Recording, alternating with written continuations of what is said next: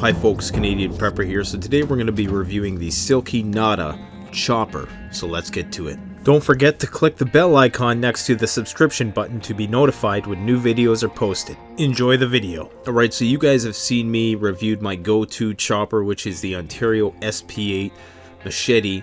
For the last couple of years I've talked about that as being my primary chopper. Now Silky decided to send me a Nata. As many of you know, I do sell Silky saws at the CanadianPreparedness.com store. The best prices in Canada and in some parts of the United States on these saws, and of course now the Nata. I was a little doubtful at first because I'm going to be honest, I'm not a knife guy. I'm not one of these people that goes out and likes to chop on wood. I think it's highly inefficient. The only thing I would use this for would be debarking trees, delimbing trees, or maybe splitting wood. I would never in a million years be caught dead using as my primary wood harvesting tool a chopper like this. That's always going to be a saw. A saw is 10 times more efficient than sitting there wasting energy, whacking at a big log, risking injury with a big chopper. It might look cool and it might help you get some aggression out of your system, but it's simply not worth the time and energy. Plus it's going to attract a lot of attention. It's very loud to be sitting there hacking on a tree.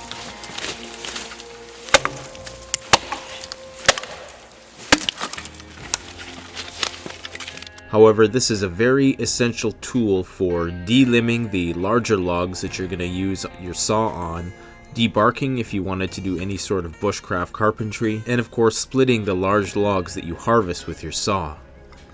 The Nata is a perfect companion to the saw and much better than a hatchet because it has a longer cutting area, meaning you don't have to be as accurate, and it's a lot more packer friendly because of its long, thin design, instead of the unorthodox shape of a typical hatchet. The Japanese Nata is like a beefy machete of sorts. It's got a lot of weight to it, so you can hack through much larger branches. Essentially, it's a boreal machete, because here in the boreal forest, we don't have a lot of leafy vegetation like they do down in South America, where those Gerber-style machetes might really come in handy with the thinner blades.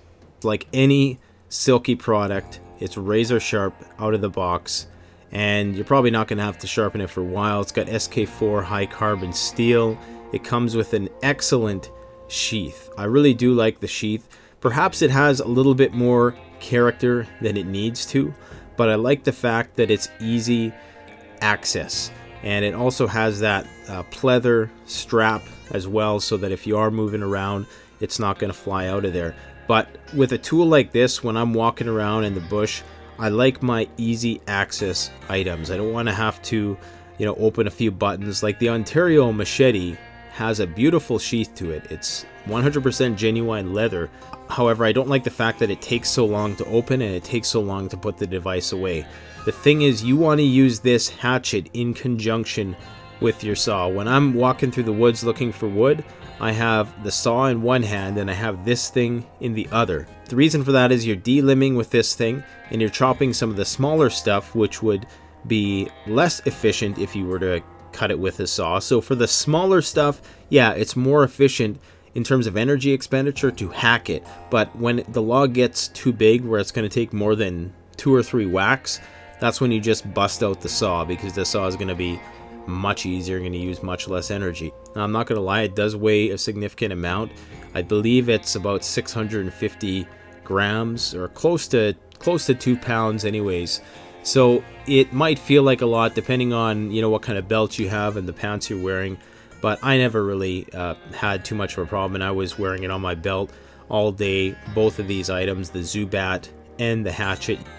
Now you could of course switch it up, carrying the hatchet on one side and your saw on the other, but just to have easy access, man, especially when you got to go far to gather wood. Listen, anybody in the bush knows what I'm talking about. It helps to have a place to put your saw, so you don't have to keep putting it down and picking it up while you're hauling wood and moving wood from place to place. It's going to save you time and energy if you can keep this stuff on your belt. And indeed, the Nata sheath, I think it's a little guilty of having maybe a little bit too much bling, But man, does it ever look premium. Like, I mean, it looks so professional, and that's what Silky saws are. They're professional saws. Now, like I said before, don't waste your time chopping wood. I could sit here and hack on a log, and some people would be like, oh wow, it's going through fast, and some people would say, no, it's not going through fast enough. And then we would get in a big argument about my technique and how bad my form is in doing this utterly pointless activity. But I probably will throw up some chopping b-roll just to appease those who can't get enough of that stuff. Now, this can also be used for debarking trees. A friend of mine who came out with me to the woods that day when I was doing the filming for this video, he's a Sylvan bower, and he makes bows. Like, I'm talking professional bows. Someday this guy's going to be renowned for the bows he makes, and I plan on helping him make a documentary on some point and showcase it either on this channel and help him launch his own channel. But if you're going to be making bows, if you want to be making camp furniture, even debarking the logs for your shelter, this is something which could double as a draw knife. It's not going to be the best draw knife, obviously, because it's not a draw knife, but it's just one of the other potential functions of a chopper like this. You could also use it for digging, although I've never really used mine for digging because I usually bring out a shovel, but that is another potential use as a trenching tool. It's just a big beefy tool that's going to get a lot of use around the campsite. Many people have tried to combine the knife with the hatchet or the axe to make the ultimate survival batoning / whittling tool, but it never really works out entirely, and for me, you're better off taking a saw, a hatchet like the Nata, and a knife for your finer work, including a multi-tool and perhaps another redundant folding blade. But again, batoning is another one of those activities that can be a waste of energy if you're not doing it in an efficient way. So don't be trying to baton your way through excessively large logs, because that's not a good use of your energy either. If anything, find some small stuff and some big stuff. You get a good fire going, and the fire is going to burn regardless of whether it's split or not. So you don't need to do that. Now, the Silky Natas that we're selling at CanadianPreparedness.ca, they're the double-edged ones. They're 240mm, so they're the long version. And they're currently retailing for about 110 bucks Canadian, which at today's exchange rate would be around $80 or so American, which is a good deal for an indestructible chopper. Now, one other very unique feature of this is the handle. This is totally a full tang machete, but the cool thing about it is the handle peels off. It's this rubber, nice and soft rubber. It's very ergonomic. I much prefer rubber. It's going to absorb the shock. I know there's a lot of people out there who like the wooden handles because of sentimental traditionalist value, but hey, there's this invention. It's called rubber, and it's shock absorbent, so why not use it? Anyways, if you don't like the rubber, you can peel it off. I'm not sure what the design of this handle is called, but the thing is, it's very conducive to weave a handle wrap around your Nata. You could do that. If you did want to build your own wooden handle for it, you could.